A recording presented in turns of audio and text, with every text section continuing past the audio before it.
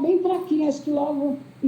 Tá bom. Então, se você não conseguir assistir a aula toda, você assiste depois a aula lá gravada, tá bom? Fica tranquila, acabei de pôr aqui pra gravar, bom. tá bom? Então, vamos lá, gente.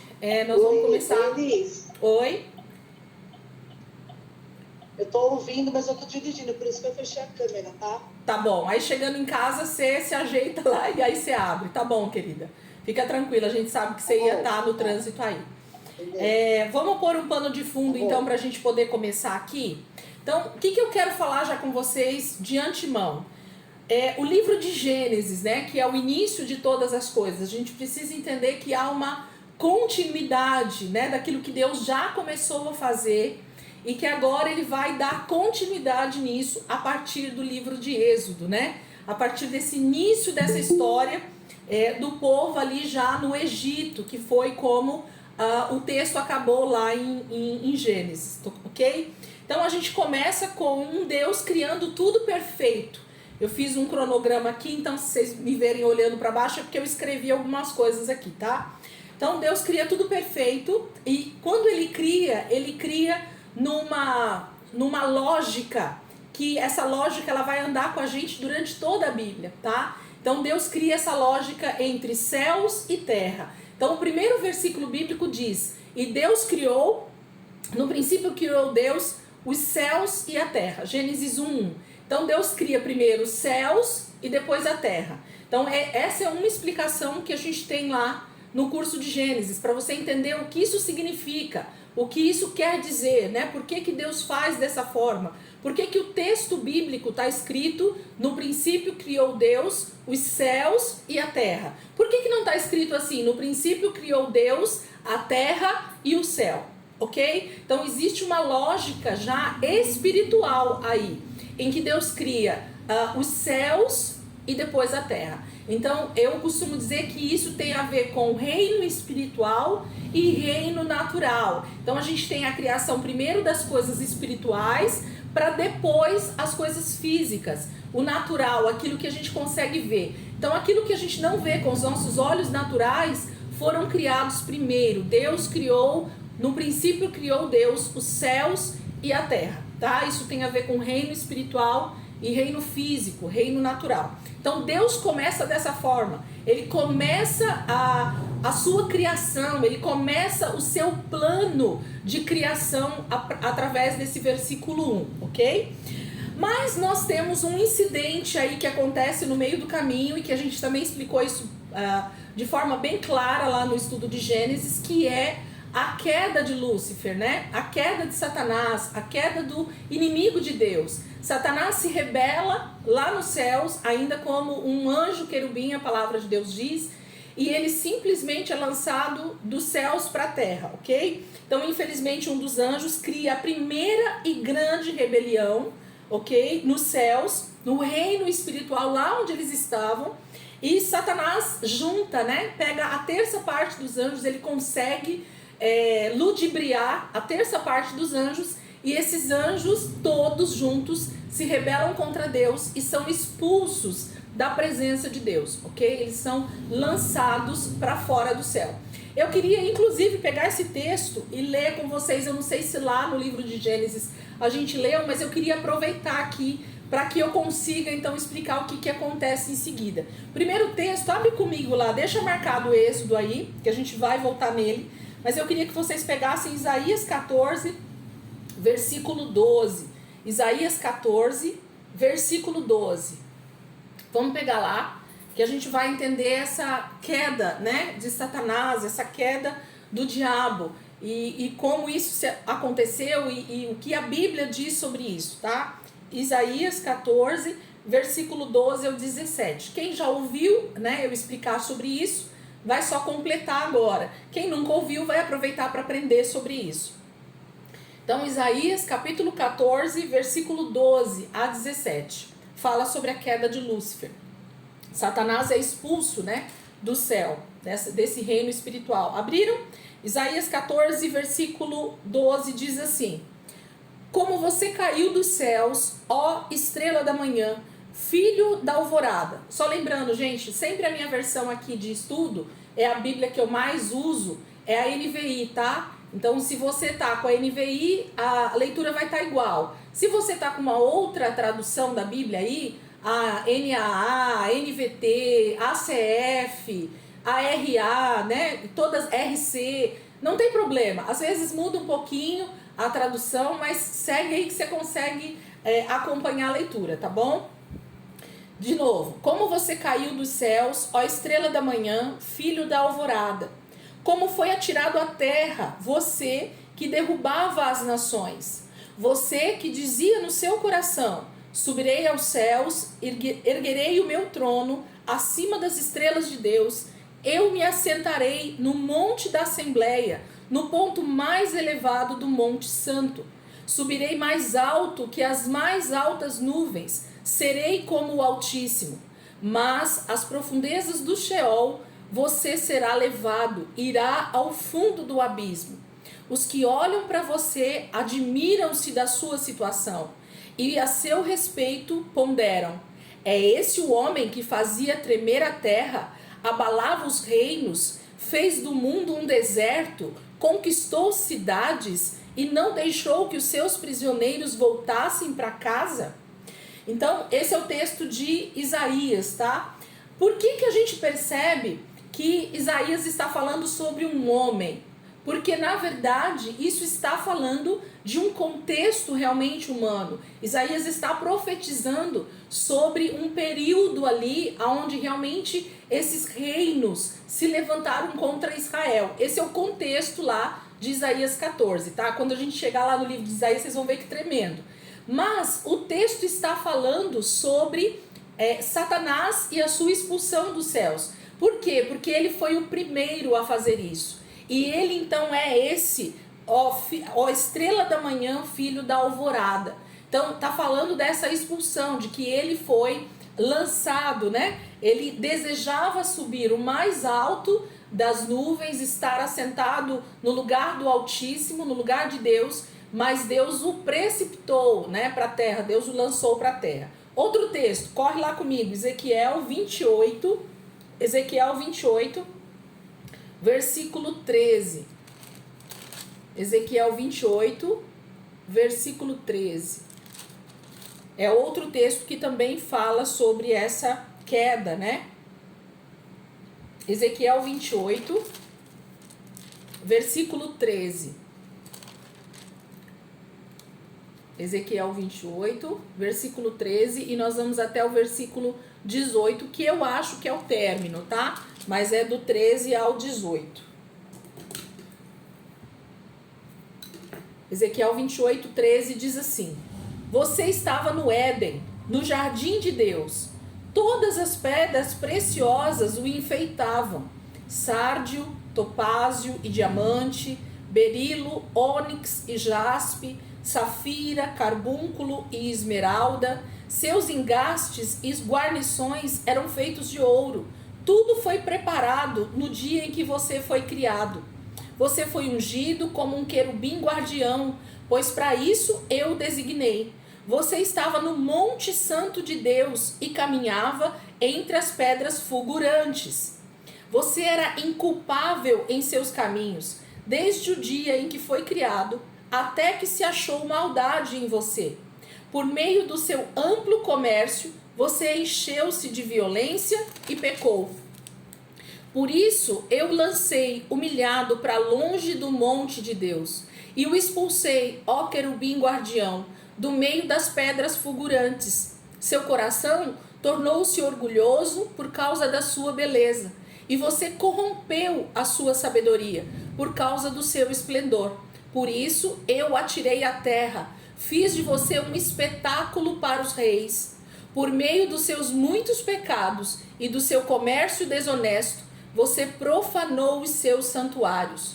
Por isso fiz sair de você um fogo que o consumiu, e reduzi você a cinzas no chão, à vista de todos os que estavam observando. Então, esse é outro texto que a maioria dos teólogos atribui, né, à queda de Satanás. Então, esses dois textos, a gente tem um vislumbre, né, do que foi essa queda, do que foi essa expulsão de Satanás da presença de Deus, né? Do céu, vamos dizer assim, para a gente entender, nesse reino espiritual. E ele foi precipitado para a terra. Estando precipitado para a terra, gente, a gente tem justamente aquilo que era ou estava perfeito se torna sem forma e vazia. Então, quando a gente pega o versículo 2, né, de Gênesis 1, está escrito que era a terra sem forma e vazia, trevas cobriam a face do abismo. Então, lá na aula de Gênesis você vai ver isso, mas vou dar só uma pincelada aqui. Deus, gente, jamais poderia criar algo sem forma e vazio, ok? Então, Deus, quando cria céus e terra, no versículo 1, ele cria céus e terra 100% perfeitos, ok? Mas com a expulsão, com a queda de Satanás para a terra, isso se torna esse caos, tá? Isso é bem falado, né, entre a maioria dos acadêmicos, dos teólogos a respeito desse assunto. Essa teoria chama a teoria do intervalo, que é entre o versículo 1 e o versículo 2 de Gênesis. Então a gente tem um hiato entre esses dois versículos que a gente não sabe quanto tempo foi, ok? A gente não sabe há quantos anos e milhares de anos atrás Deus havia criado céus e terra perfeito, e aí com a queda de Lúcifer, que também não tem-se data sobre isso, ok? Não existe uma data para esse acontecimento, a Bíblia não deixa isso descrito, só fala que houve essa queda. Satanás foi então lançado para a terra por causa do seu orgulho, da maldade que havia nele, e por causa disso então o versículo 2 aparece: era a terra sem forma e vazia, ok? E havia trevas sobre a face do abismo. Então havia um caos. A tradução para essa sem forma e vazia no original é um caos. Havia um caos sobre a terra. Havia uma total destruição. Não havia nada em ordem. Estava tudo em desordem. E aí Deus então decide colocar o que estava em desordem em ordem novamente. Então aí entra novamente o trabalho de Deus com a sua criação, com a sua palavra criadora, e ele então novamente coloca ordem nesse caos, que aí entra justamente no próximo versículo, né, da Bíblia, lá quando a gente continua lendo. Aqui Deus dá início à reconstrução da terra criada para ser habitada pelo ser humano que seria criado pelo Deus Todo-Poderoso. Então Deus decide, por causa desse caos que a queda de Satanás cria, ele decide então reconstruir a terra que era perfeita, que ele havia criado, mas que por causa da queda se torna imperfeita, se torna um caos. E se você assistir as aulas lá, eu acredito que eu falei um pouquinho mais sobre isso, vai dar para vocês entenderem melhor. Mas por que eu estou falando isso? E por que eu tenho uma certa certeza disso? Nos primeiros textos já de Gênesis, Deus chama a humanidade, ele chama o homem de seu exército, ok? Existe um texto bem no início lá de Gênesis, quando vocês assistirem as primeiras aulas lá, vocês vão verem, é bem no início do capítulo 2, capítulo 3 ali, já tem essa palavra, esse versículo, eu não anotei ele aqui, mas ele está lá escrito, Deus dizendo que ele está criando o seu exército, ok? E aí, pergunta que eu faço para vocês aqui para mim, quem precisa de exército, gente? Para que é usado um exército? Se não para uma guerra, ok? Quem é que usa exército? Se Deus precisasse de seres humanos simplesmente para ter relacionamento com ele, ele diria que ele tinha criado somente os seus filhos. Mas Deus usa exatamente esse termo em Gênesis, logo no início, dizendo que ele está criando um exército. E por que então Deus decide criar o ser humano, pôr novamente a terra em ordem, né? Fazer essa reconstrução, e ele cria Adão e Eva para continuar, né, cuidando desse jardim que ele havia criado e de toda a terra que já estava pronta, recriada, né? E ele diz que o homem seria esse cuidador, o homem seria esse que ia zelar por toda essa criação. E o homem iria se multiplicar tanto que ele se tornaria um grande exército. E essa luta, gente, é contra quem? Quem Deus está querendo contrapor? Quem Deus está querendo justamente fazer uma batalha para vencer? Contra quem? Contra o seu maior inimigo. Contra, na verdade, o seu maior e único real inimigo, que é Satanás e a terça parte dos anjos que se rebelaram junto com ele. Então nós temos uma luta travada desde o início de Gênesis 1, versículo 2. Quando Satanás é lançado para a terra, ele se torna então inimigo de Deus, e a partir desse momento Deus diz: eu preciso vencer esse grande inimigo, e eu vou fazer isso através de quem? Deus poderia ter destruído literalmente Satanás e os seus anjos caídos? Sim, mas Deus decide de forma soberana, que a gente não tem explicação disso na Bíblia, ok? Mas ele decide de forma soberana usar a minha vida e a sua vida para justamente, assim como usou Adão e Eva, assim como usou outros homens que a gente vai ver ao longo do Velho Testamento, para contrapor esse grande inimigo. Nós teríamos que vencer esse inimigo junto com Deus. Deus conta comigo e com você para essa grande batalha que foi travada a partir de Gênesis 1, versículo 2. Então, a partir do momento que literalmente Deus abre essa batalha, ele diz que ele está criando um grande exército.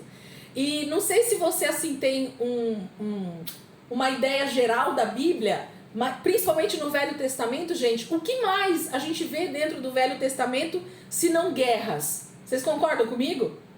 O que mais se vê no Velho Testamento são guerras.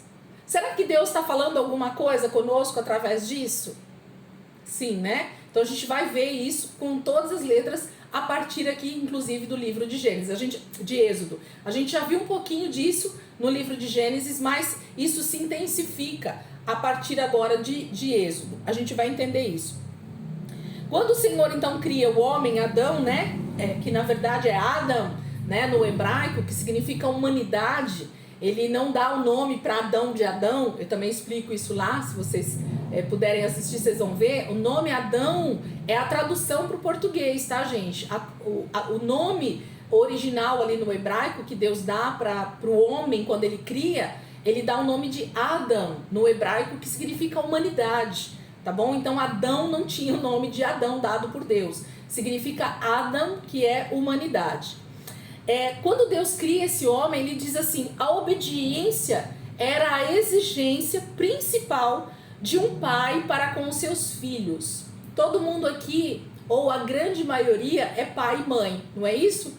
O que simplesmente a gente espera de um filho em toda a sua vida, depois que a gente põe ele no mundo, gente?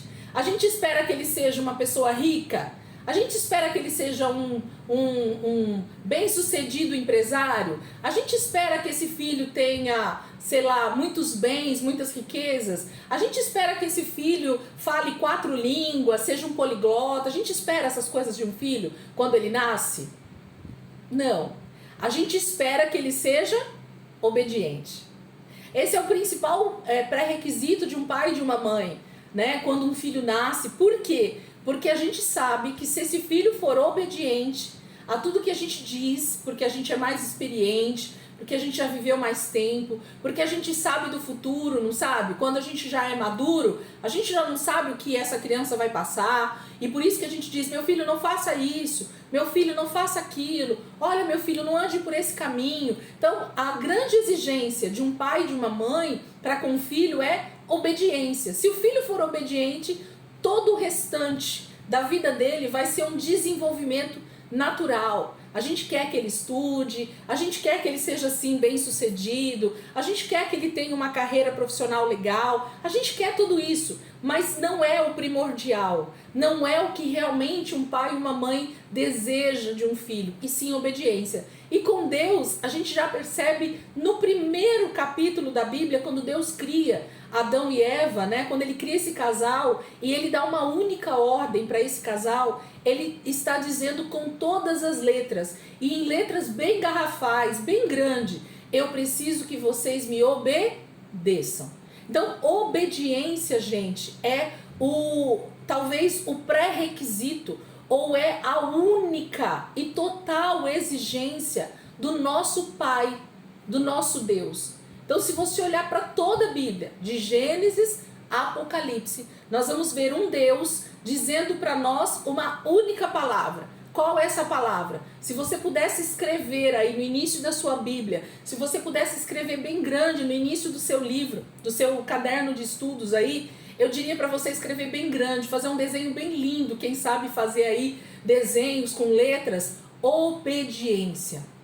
Essa é a única coisa que o nosso Deus ele vai requerer de nós, porque o restante será um desenvolvimento natural da nossa vida, ok? Então esse é o pré-requisito, desde o início da criação: obediência, ok? Então é isso que Deus fez.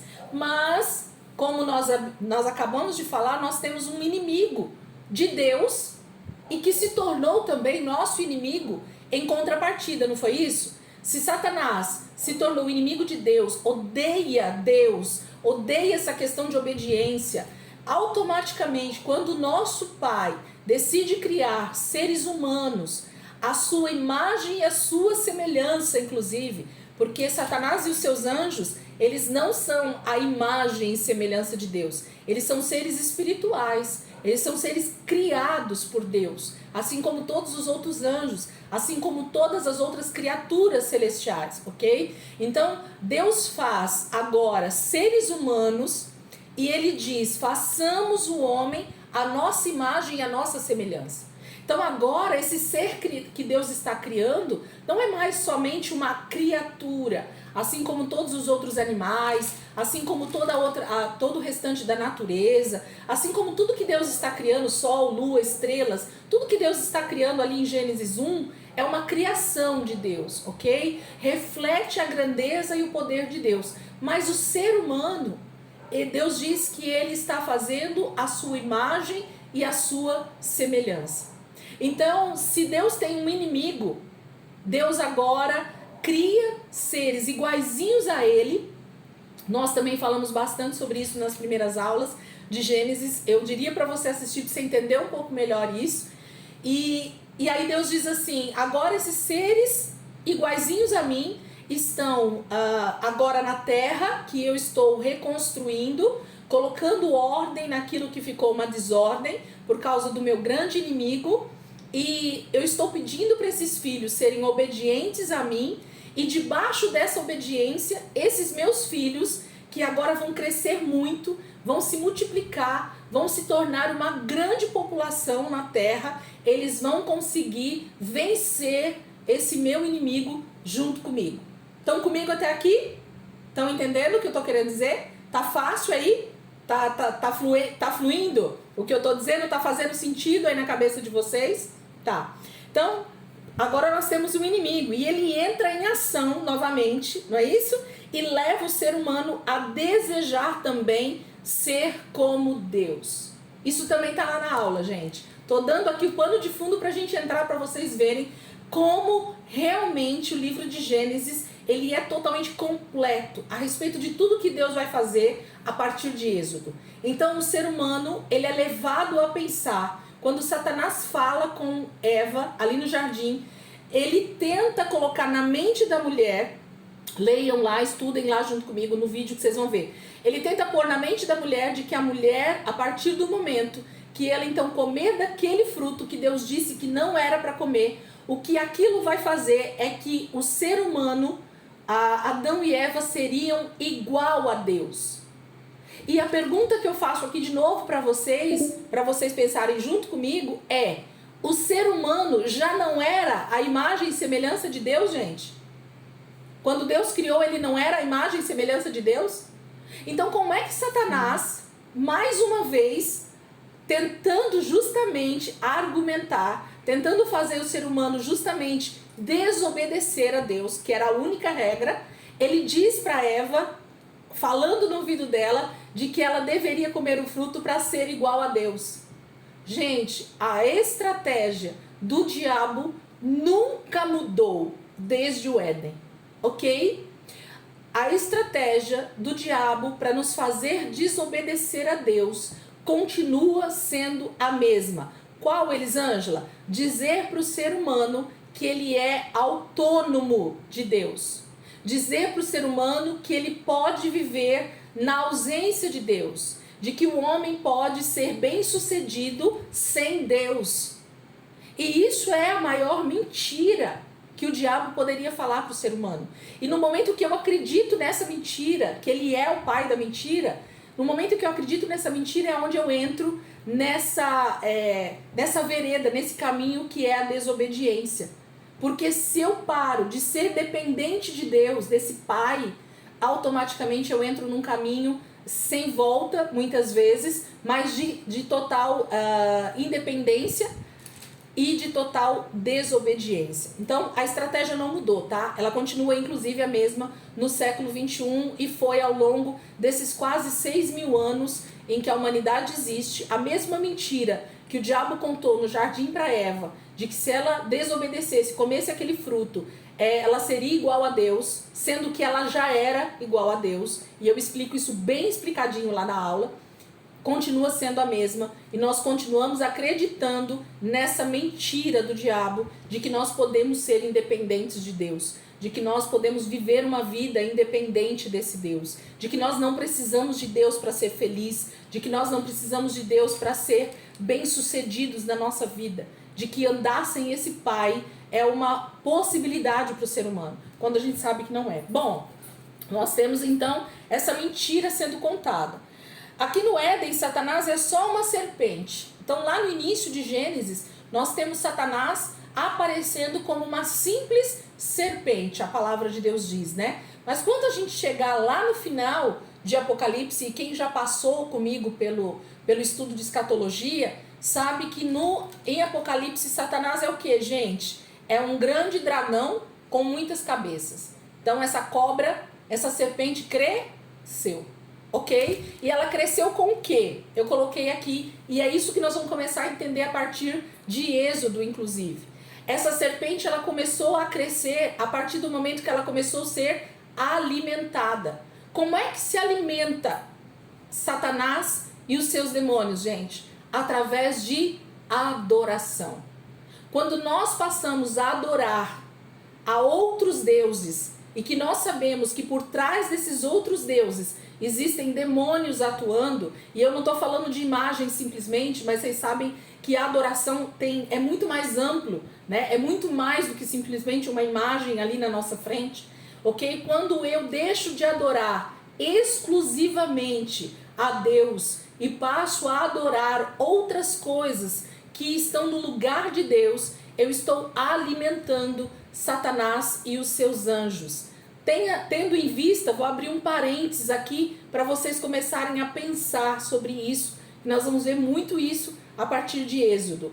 O que geralmente, gente, é feito, é colocado nos pés de imagens, de escultura, em trabalhos feitos em outras religiões. O que se coloca para esses deuses comerem, gente? O que coloca lá?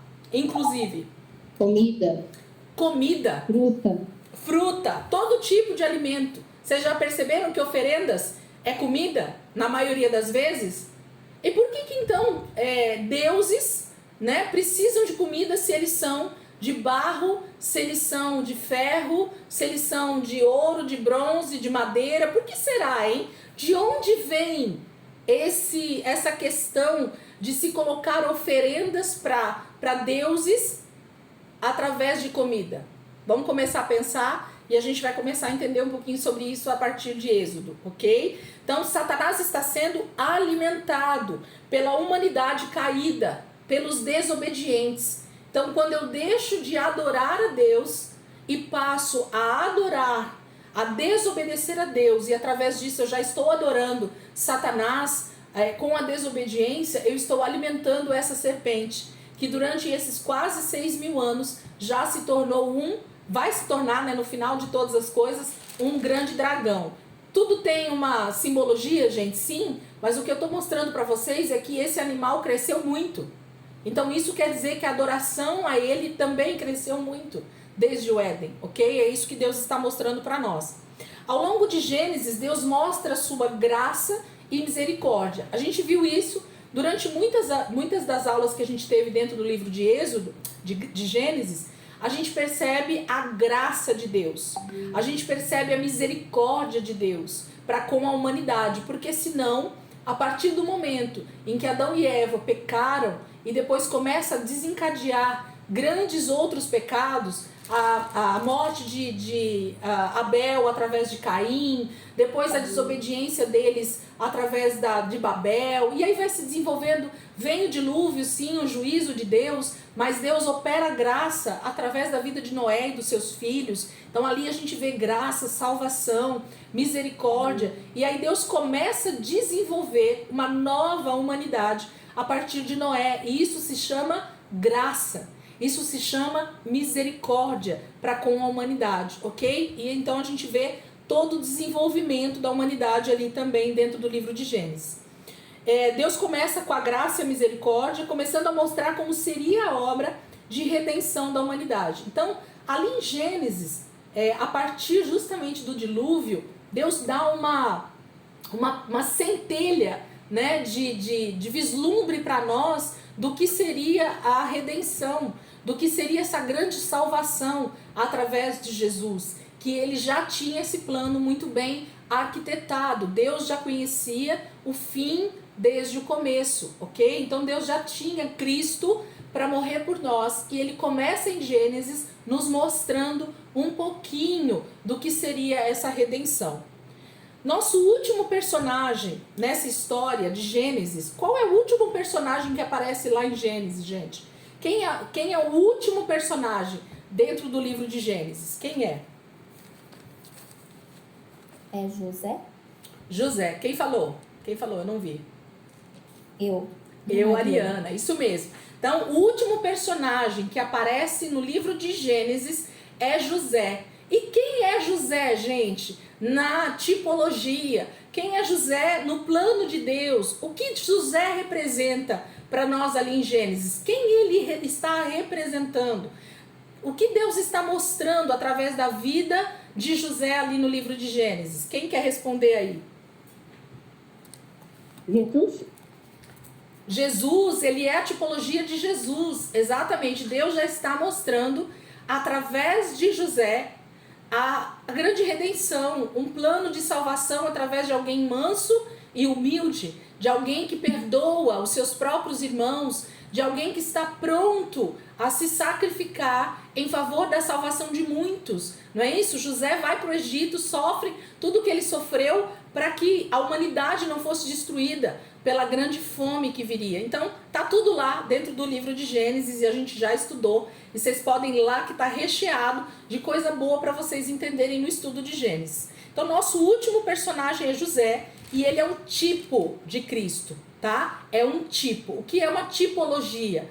É Deus mostrando através de um ser humano, através de um personagem que Deus começa a usar ao longo da história. Deus está mostrando o que ele vai fazer com a humanidade, com os seres humanos, com a própria salvação, ok? Então Deus vai usar alguns tipos de Cristos ao longo do Antigo Testamento. Deus está mostrando através desses personagens como é o seu filho quando ele vier, como vai ser esse plano de redenção.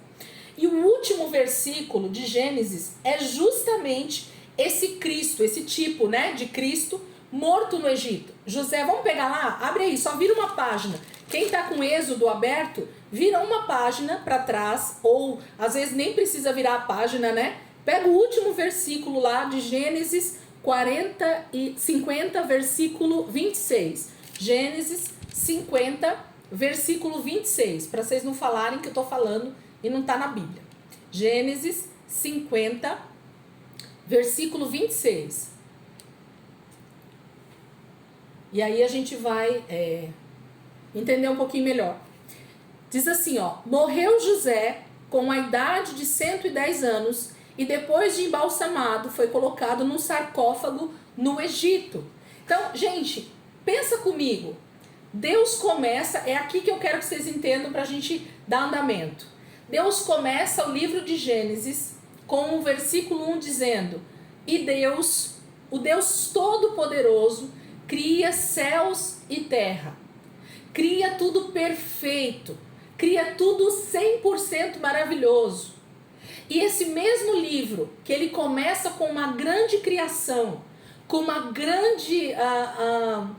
A criação de Deus é tão plena, tão maravilhosa, tão soberana, tão linda, que a gente não sabe nem falar sobre ela, né? Imaginar toda essa criação que Deus fez com tanta plenitude, com tanta beleza. Deus, esse ser tão soberano, ele começa o livro de Gênesis dizendo que no princípio ele cria isso tudo perfeito, plenamente perfeito. Mas ele termina, inspirado pelo Espírito de Deus, Moisés termina escrevendo o livro de Gênesis com esse versículo que a gente acabou de ler, com o tipo de Cristo chamado José, morto no Egito, embalsamado e colocado num sarcófago no Egito. Então o livro de Gênesis começa com vida, com criação, com um Deus todo-poderoso dando vida àquilo que estava morto, àquilo que nem existia talvez, porque o versículo 1 fala de um lugar que não existia e Deus faz tudo existir através da sua palavra, do poder da sua palavra, o poder criador, mas ele termina esse mesmo livro de toda essa criação com um versículo de morte, ok? Então nós terminamos com esse Cristo, o tipo, né? José, esse Cristo, esse tipo de Cristo morto e enterrado no Egito. Ok? Será que Deus está dizendo algo para nós com o início e com o fim de Gênesis? Sim, Deus está dizendo, em todo o texto bíblico, Deus sempre está dizendo algo. Não existe um versículo, né, dentro da Bíblia que Deus não esteja falando algo. E Deus está dizendo assim: eu criei. Aí é eu, tá, gente? Agora é Elisângela falando, não está na Bíblia não. Ok? Deus está dizendo assim: eu criei tudo perfeito, tudo maravilhoso, para que o ser humano que eu criei, a minha imagem, a minha semelhança, pudesse desfrutar de tudo isso, nós vencêssemos esse grande inimigo de Deus, Satanás e essa terça parte dos anjos. Deus cria isso para que esse inimigo fosse, então, exterminado da face da terra. Mas no capítulo 3 existe uma quebra de princípio, o homem desobedece. E a partir daí há um desencadear de desobediência dessa humanidade que Deus criou para um propósito.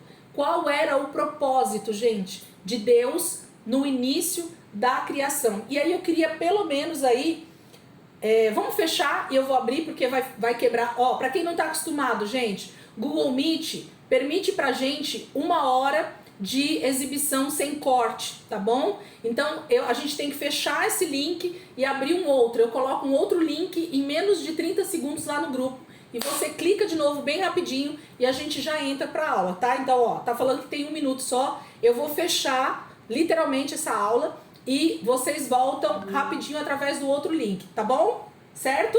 Vai estar o link lá no grupo.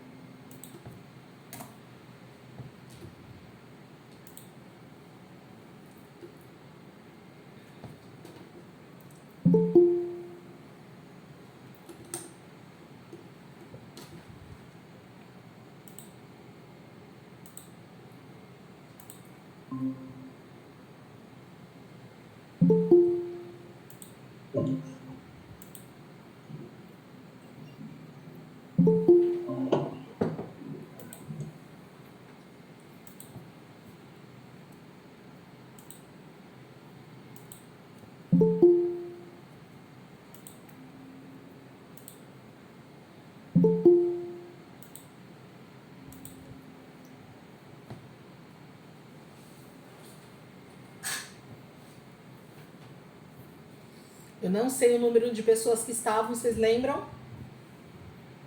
Alguém olhou? Era 10, 11. Então tá faltando. Opa, só um então.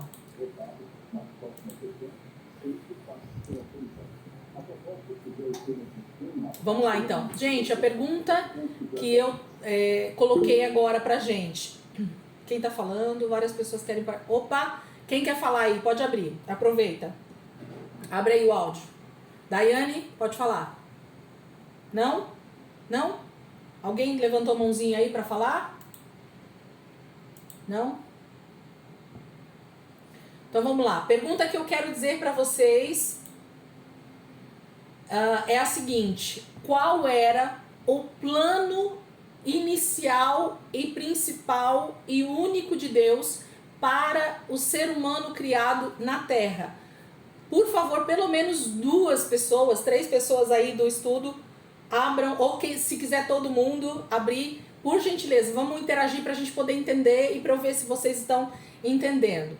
Quem principalmente fez o livro de Gênesis aí comigo, quiser falar qual era o foco de Deus, ou qual era o plano de Deus, quando ele cria Adão e Eva ali no jardim, qual era o propósito que Deus tinha? Ter intimidade com o ser humano. Intimidade com Relacionamento com ele. relacionamento com ele, isso mesmo. Quem mais?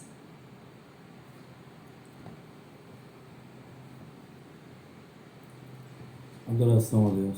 Adoração a Deus. Então, podemos falar, Adailto, que a adoração seria obediência? Automaticamente, né, o ser humano obedecendo, ele estaria adorando somente a Deus, né? Então a adoração está ali atrelada. Quem mais? Mas alguém quer completar aí? E o que eu falei hoje? O que eu falei hoje, durante esse primeiro período da aula, que Deus estava criando a humanidade para quê? Para um exército. Um exército Guerrear. para guerrear contra o seu maior inimigo, né? O seu grande inimigo, maior e grande inimigo, que era essa queda, né, de Satanás para a terra. Então ele deveria ser totalmente destruído. Mas vou levantar aqui que é o principal, é realmente tudo que nós falamos primeiro, tá? Relacionamento íntimo com o ser humano, era isso que Deus queria.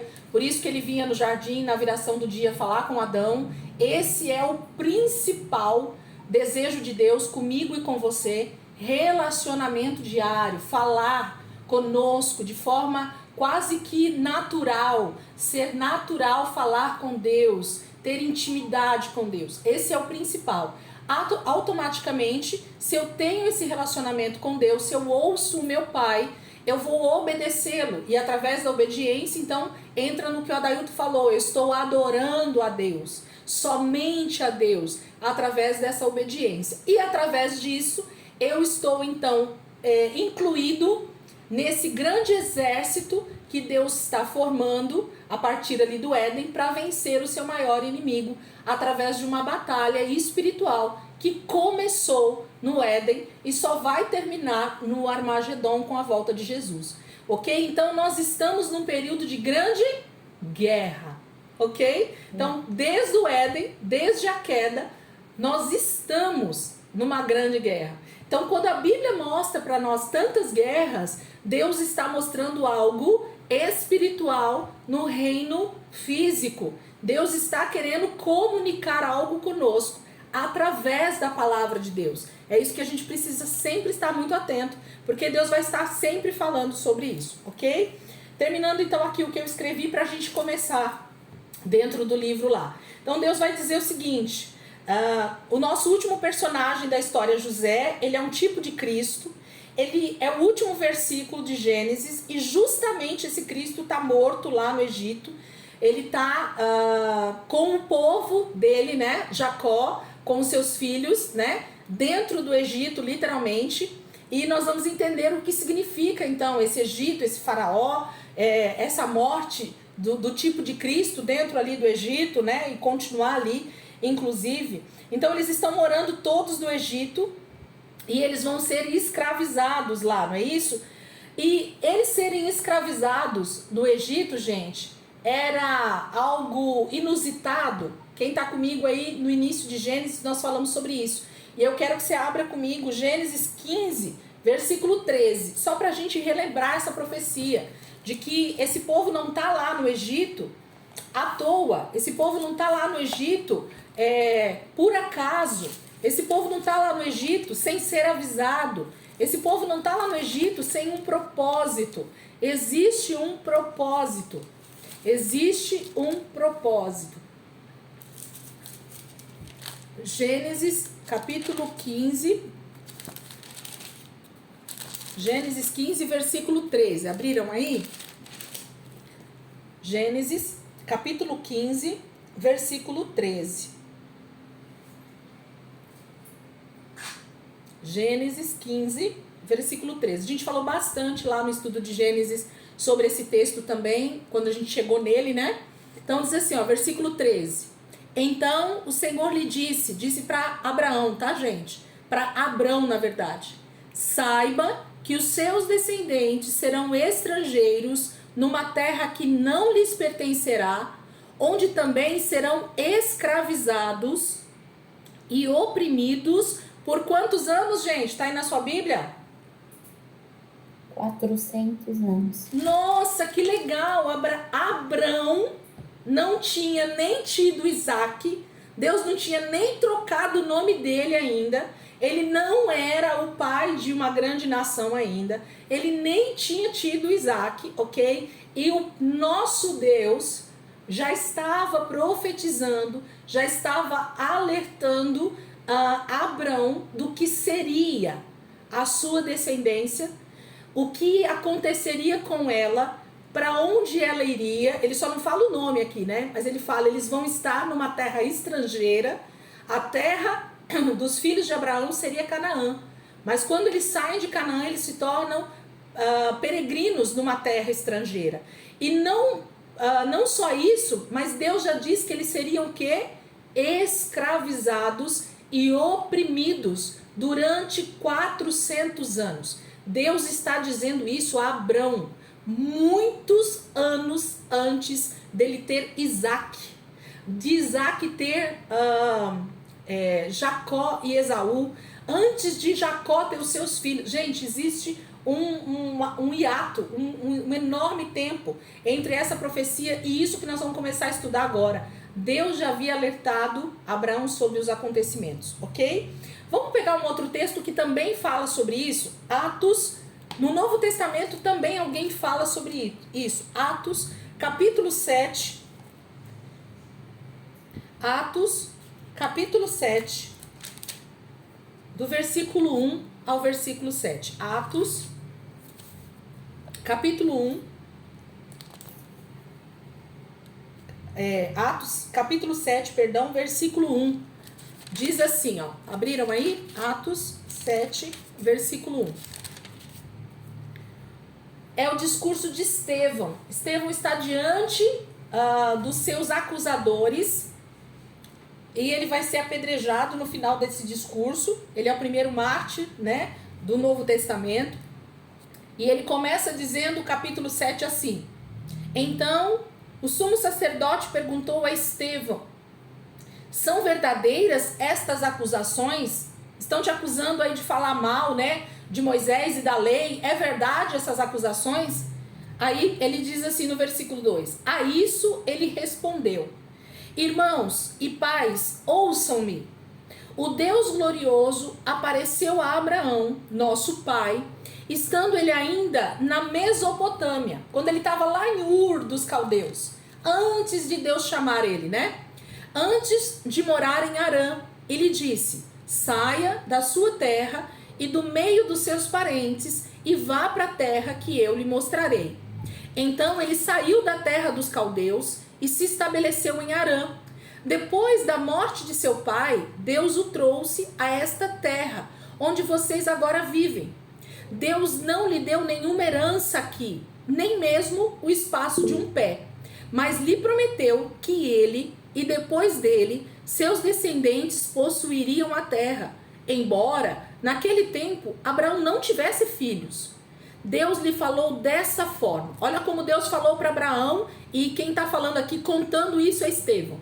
Seus descendentes serão peregrinos numa terra estrangeira, e serão escravizados e maltratados por 400 anos.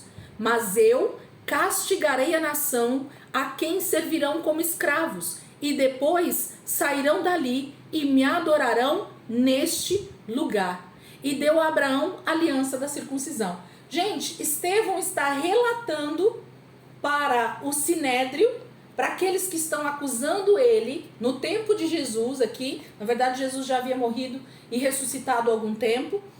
Estevão está sendo o primeiro mártir, a primeira testemunha a respeito da palavra de Deus. E ele não está usando um texto de acontecimentos ali daquele momento, mas ele usa justamente um texto de Gênesis 15, que nós acabamos de ler. Ele fala sobre a descendência de Abraão, que são eles, né, os judeus, que eles seriam escravizados, que eles seriam levados para uma terra estrangeira, mas que o Senhor, o nosso Deus, os traria de volta para Canaã, e depois de um tempo, né, e que ele castigaria a nação que tinha escravizado os judeus, os filhos de Abraão. E nós vamos ver tudo isso em Êxodo, gente. Então, a história que nós vamos começar, o livro de Êxodo, que nós vamos começar a ver, não tem a ver simplesmente com uma história que começa no capítulo 1, versículo 1 de Êxodo.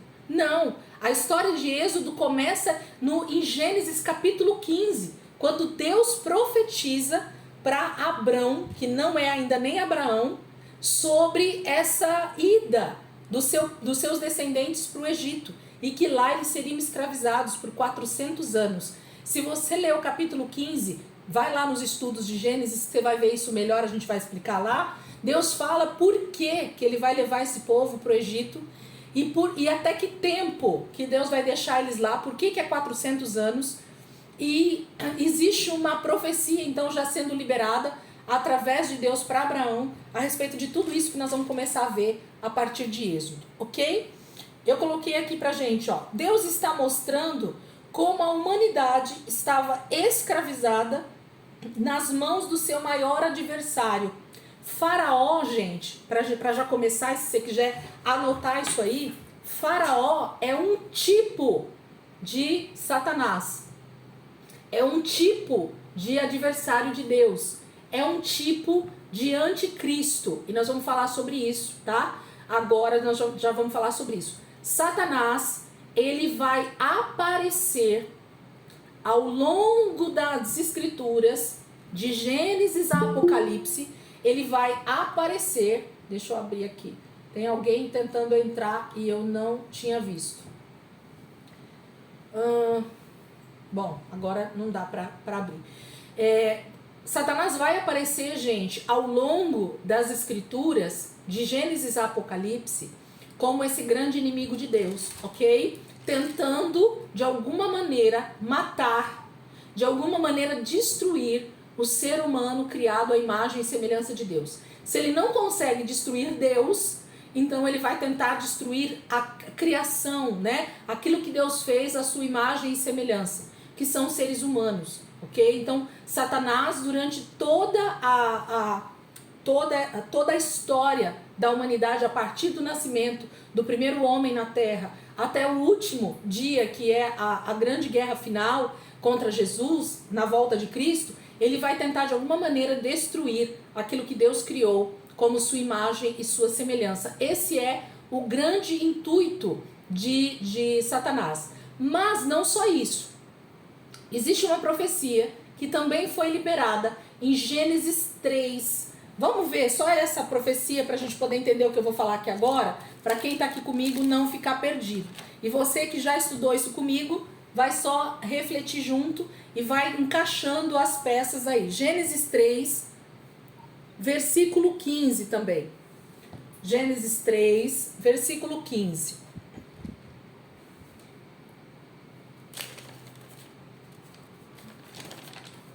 Gênesis 3, versículo 15. Diz assim, olha o que o texto diz.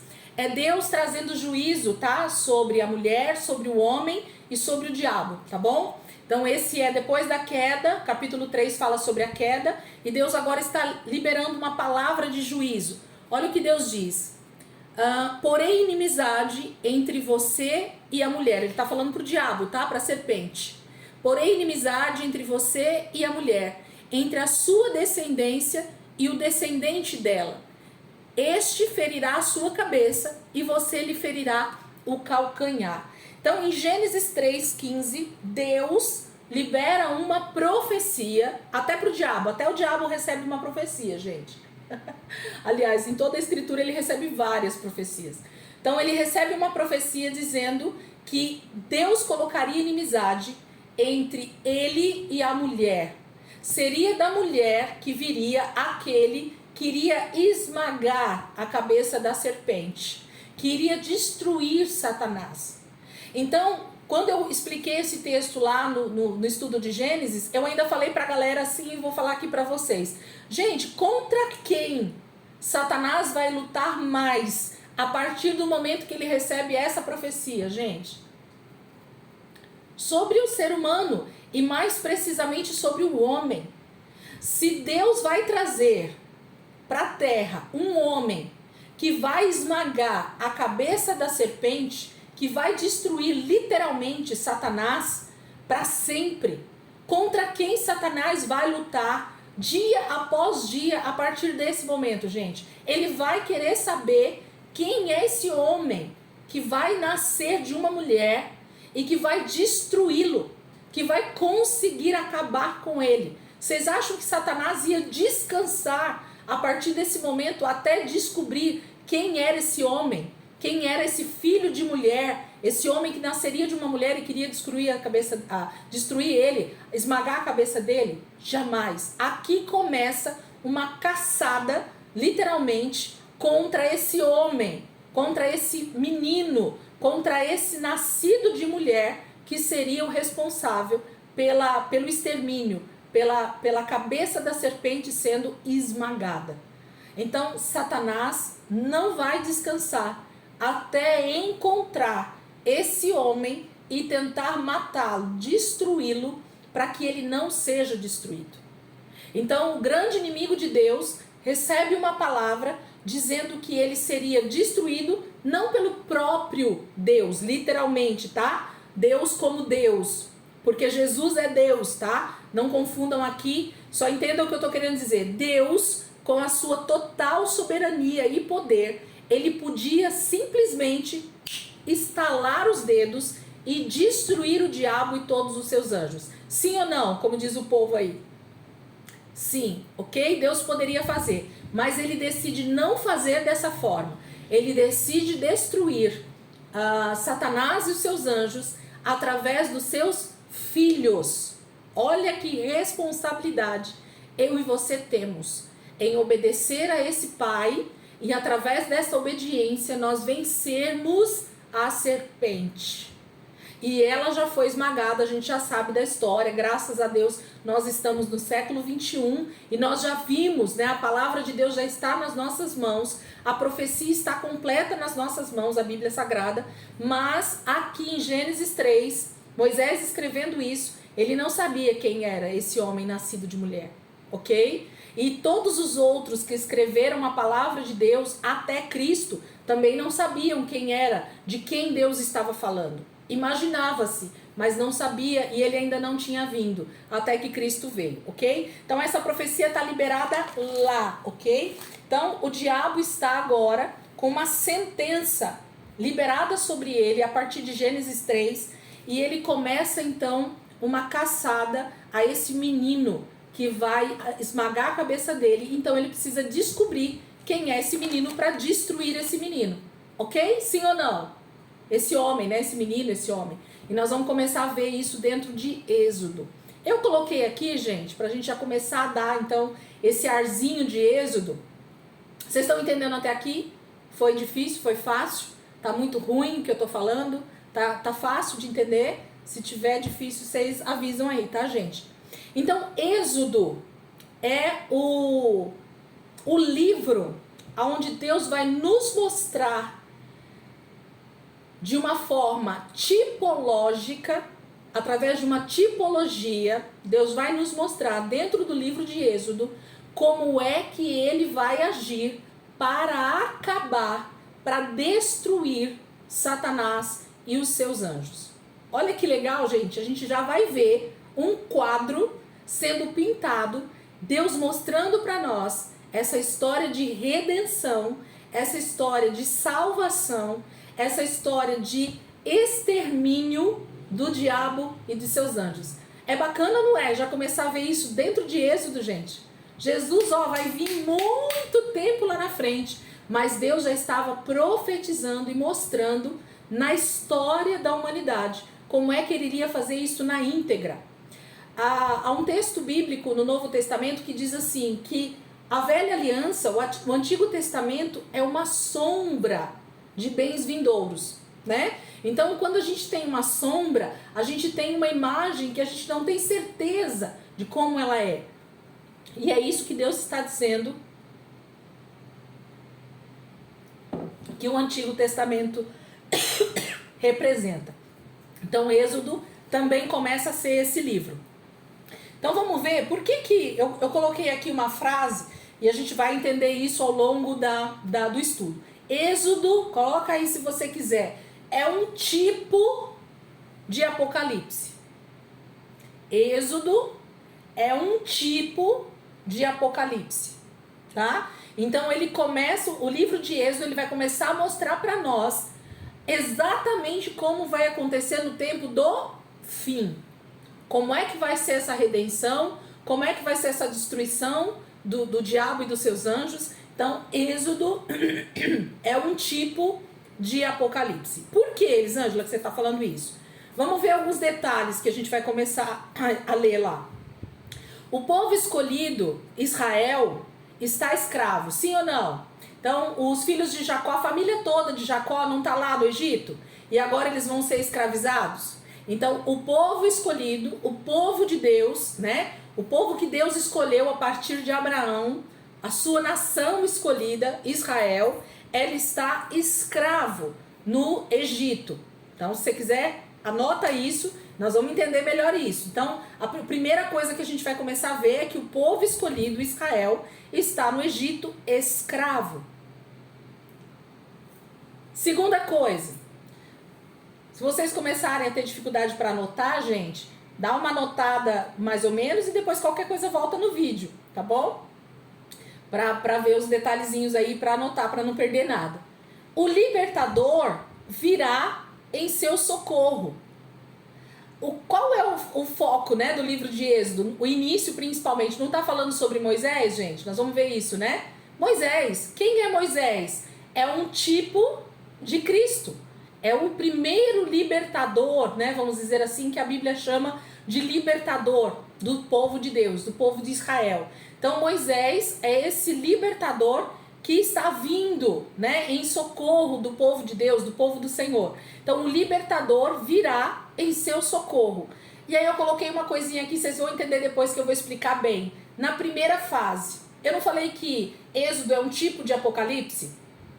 Sim, né?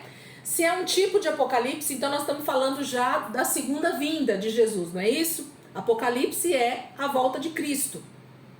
É esse momento da total redenção, né? Dessa destruição realmente do inimigo de Deus. Mas esse primeiro momento de Êxodo, esse primeiro início, né? Aliás, primeiro início não. O início do livro de Êxodo, perdão, ele fala justamente dessa primeira fase de Moisés nascendo e iniciando o seu ministério. Então, por isso que eu coloquei assim, ó, o libertador virá em seu socorro, um socorro do povo de Deus, tá? Para libertar Israel ali da escravidão. Mas essa é a primeira fase que nós vamos começar a ver com Moisés sendo esse libertador, tá bom? Depois a gente vai chegar na segunda fase. Então, Êxodo, capítulo 1. Vamos ver lá. Êxodo, capítulo 1. Nós já vamos ler lá. Deixa eu só ler o que eu coloquei aqui. Êxodo, capítulo 1, até o capítulo 2, versículo 15. Nós temos aqui o nascimento de Cristo, o seu tempo de ficar escondido no Egito e então o início do seu ministério, ok? Então vamos lá, gente. Êxodo, capítulo 1. Agora nós vamos entrar então no texto. Êxodo, capítulo 1, versículo 1. Êxodo, capítulo 1, versículo 1. Nós vamos ler alguns versículos e a gente vai começar a falar aqui. Capítulo 1, versículo 1 diz assim: São estes, pois, os nomes dos filhos de Israel que entraram com Jacó no Egito, cada um com a sua respectiva família. Versículo 2: Rúben, Simeão, Levi e Judá, Issacar, Zebulon e Benjamim, Dan, Naftali, Gade e Asser. Ao todo, os descendentes de Jacó eram 70. José, porém, já estava no Egito. Ora, morreram José, todos os seus irmãos e toda aquela geração. Os israelitas, porém, eram férteis, proliferaram, e tornaram-se numerosos e fortaleceram-se muito, tanto que encheram o país. Então aqui o versículo 1, 2 e 3, do 1 ao 7, né, que eu acabei de ler. Então a gente tem aqui o início desse livro de Êxodo, e que a gente viu que lá o último versículo de Gênesis acaba com a morte de José. Aqui já começa dizendo os nomes de quem está ali agora no Egito, quem entrou, na verdade, né, no Egito quando José trouxe eles na época da fome, e mostra o início da família de José com Jacó, com seus irmãos, e fala que eles são em 70.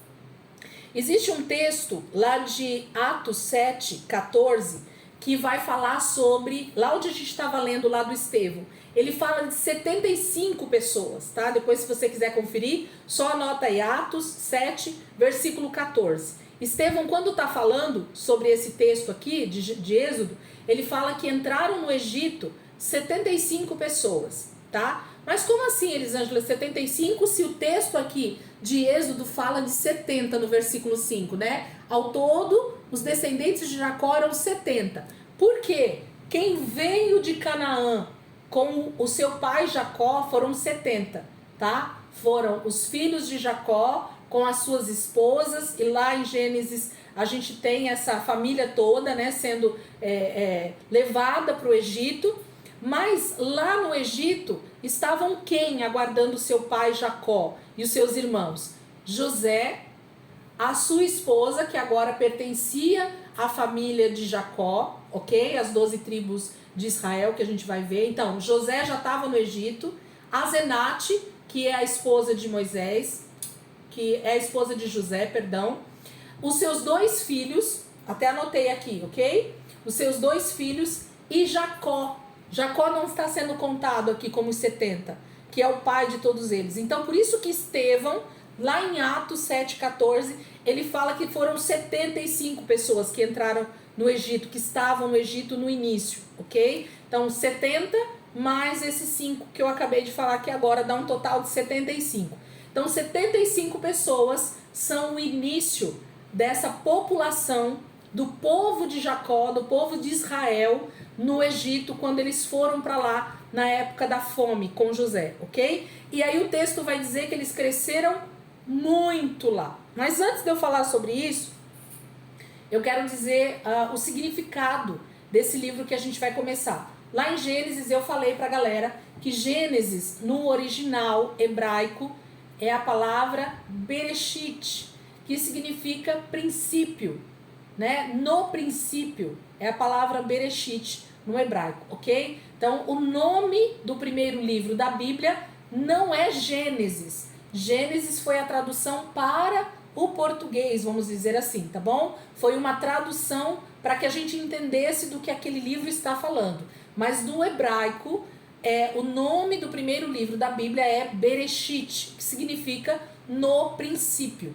É a primeira palavrinha que aparece lá no livro, nos escritos, é o nome do livro, do primeiro livro da Bíblia. Então, Bereshit. Esse segundo livro, dentro do Pentateuco, ele se chama, no original, Shemot, que significa os nomes, tá? Então, esse segundo livro da Bíblia não se chama Êxodo no original. A palavra Êxodo também foi uma tradução na época da Septuaginta, depois eu explico isso para vocês num outro momento, mas trouxe-se esse nome Êxodo para dar o entendimento do que o texto, do principal foco do texto, né, do principal foco do livro, que era a saída do povo de Israel do Egito, tá? Então, êxodo significa saída, travessia, né? Saída de um lugar para o outro. Isso significa êxodo. Por isso que o nome do livro se tornou Êxodo.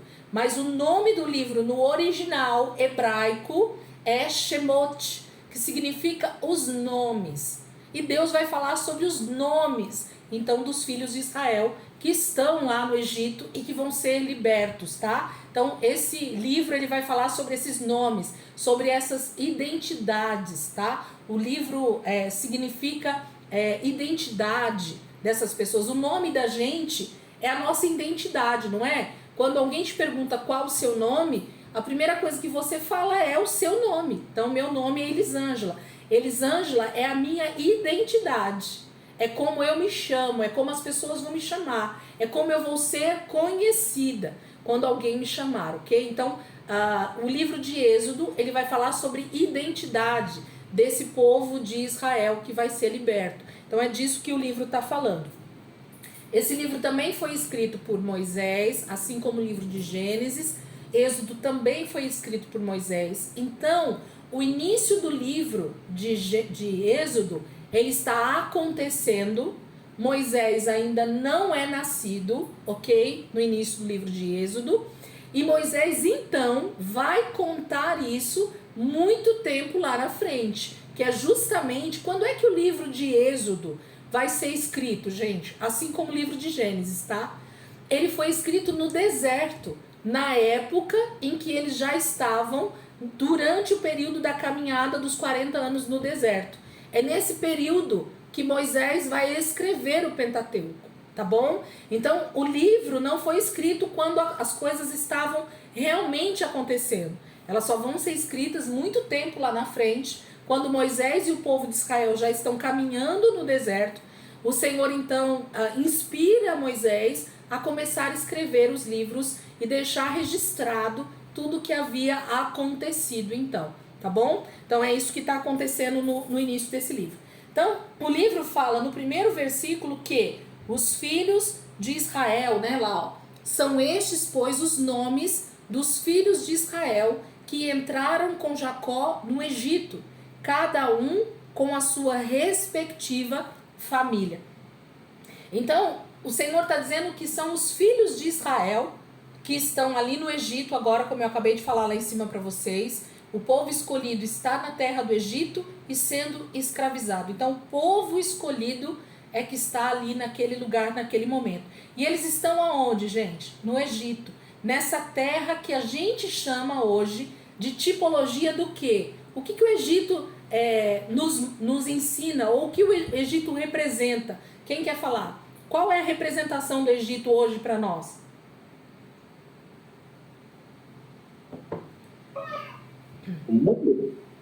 O mundo, exatamente. Quem falou? Reginaldo, obrigado. O mundo. Então, nós temos esse povo escolhido de Deus no Egito escravizado, e eles então podem trazer essa representação para nós do povo escolhido de Deus, e eles estando escravos no lugar de domínio do nosso maior inimigo, ok? No mundo. Então, nós vamos falar um pouquinho mais para frente sobre isso também. Já vai gravando, anotando isso, vocês vão entender. Então, o versículo 1 está falando sobre os filhos de Jacó, os filhos de Deus, estão no Egito. Eles estão naquele lugar onde o dominador é Faraó. E Faraó também vai ter uma representação aqui para nós, que eu já falei para vocês. Agora vamos então para o versículo 2, 3, 4 e 5 que a gente acabou de ler, que fala sobre esse povo, né? Então vai dar o nome dos filhos de Jacó, de todos os filhos de Jacó que chegaram lá no Egito e que agora cresceram muito, se tornaram uma grande família, né? É disso que o texto começa falando. Versículo 6, vamos voltar lá no versículo 6.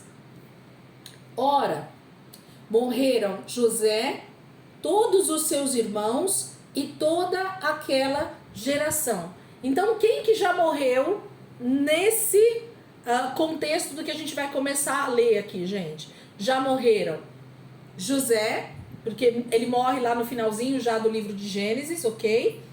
Morreu todos os irmãos de José já morreram toda aquela primeira geração desses 75 que foram parar lá no Egito com seu pai Jacó. Toda essa primeira geração já morreu. Então, a geração que já está agora no Egito, depois de aproximadamente 400 anos, já se passaram aqui. Nós vamos ver isso por causa da libertação, ok? Deus não falou que o povo dele ficaria escravizado e oprimido no Egito durante 400 anos? Se Deus agora começa a mostrar para nós em Êxodo esse início da libertação, isso quer dizer que já se passaram aproximadamente, tá? 350, 380, alguma coisa nesse sentido, certo? Então já se passaram quase 400 anos entre Jacó chegar com os seus familiares lá no Egito e agora esse momento que Deus começa a escrever essa história do livro de Êxodo, certo? Morre José, que é esse tipo de Cristo. Ainda assim, a promessa de Deus se cumpre prosperando e o número de descendentes na terra do Egito está grande, né? Até o tempo da libertação. Então, Deus disse que a descendência de Abraão seria muito numerosa. Sim ou não? Sim, né? Seriam como as estrelas do céu, como a areia da praia, né? Tudo isso lá no livro de Gênesis. Então, a promessa de Deus para Abraão é que a sua descendência seria muito numerosa. E é exatamente isso que a gente está lendo aqui no versículo 7. Olhem lá comigo de novo. Os israelitas, porém, eram férteis, proliferaram, tornaram-se numerosos e fortaleceram-se muito, tanto que encheram o país. Então Deus estava operando através daqueles 75 que haviam chegado no Egito e que agora eles eram uma grande multidão de pessoas. Eles eram muitos. O que esse versículo 7 começa a mostrar aqui para nós? Essa palavra no original, férteis, gente, significa literalmente fecundos, né? Que a gente já sabe. E ela remete a uma promessa que Deus fez lá em Gênesis 1, 28. Se vocês quiserem voltar e vocês forem rápidos na abertura, abram lá, Gênesis 1, 28, que é um texto bem conhecido, mas que vale a pena a gente ver o que Deus falou lá atrás. Gênesis 1, 28, diz assim, ó: Deus os abençoou e lhes disse: sejam férteis e multipliquem-se, encham e subjuguem a terra. Então não foi isso que Deus falou? Que eles deveriam crescer muito, né? Eles deveriam sejam férteis e multipliquem-se e encham e subjuguem a terra. É exatamente isso que está acontecendo com o povo, com a família de Jacó e todos os seus filhos lá no Egito. Então eles estão se multiplicando, eles estão enchendo a terra e eles vão agora começar a mostrar exatamente essa promessa acontecer, subjugando a terra. Isso que a gente vai começar a ver. Eles encheram muito, né? Aquele lugar. Eles se tornaram poderosos. Abram comigo rapidinho, a gente já está terminando a aula de hoje. Gênesis 46, 3. Só para a gente fechar esse texto aqui. Gênesis 46, 3. Gênesis 46, versículo 3.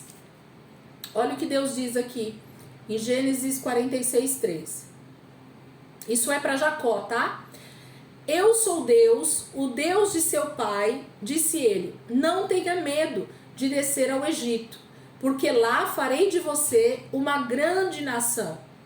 Eu mesmo descerei ao Egito com você, e certamente o trarei de volta, e a mão de José fechará os seus olhos. Isso aqui é Jacó ouvindo novamente a promessa do Senhor da própria boca de Deus, dizendo que ele poderia descer para o Egito, que o Senhor estaria com ele e que ele cresceria muito, ele seria uma grande descendência. Então começa a se cumprir a palavra de Deus da Abraão, Isaac e Jacó, de que eles seriam uma grande multidão de pessoas e que eles estariam numa terra estrangeira, mas que o Senhor estaria com eles e pós 400 anos eles então seriam tirados dessa terra, onde eles estavam escravos e oprimidos, e seriam levados novamente para Canaã.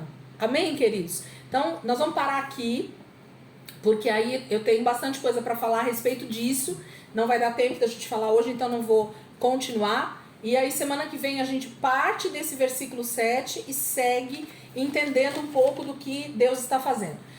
Por enquanto, parece, né, um pouco estranho o que eu estou falando, vai parecer um pouco difícil de entender o que eu estou falando até aqui, mas vai guardando essas palavras que eu vou falando para vocês, vai realmente anotando e deixando aí.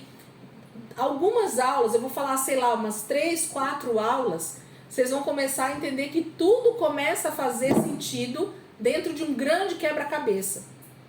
E de que aí vocês conseguem entender o contexto, o que Deus está fazendo ali no Egito, por que o nome de cada pessoa, por que cada coisa está ali no seu devido lugar, e a gente vai encaixar essas peças e a gente vai começar a entender esse grande quebra-cabeça que Deus está construindo, mostrando para nós esse tipo de apocalipse que está acontecendo no livro de Êxodo. Amém, queridos?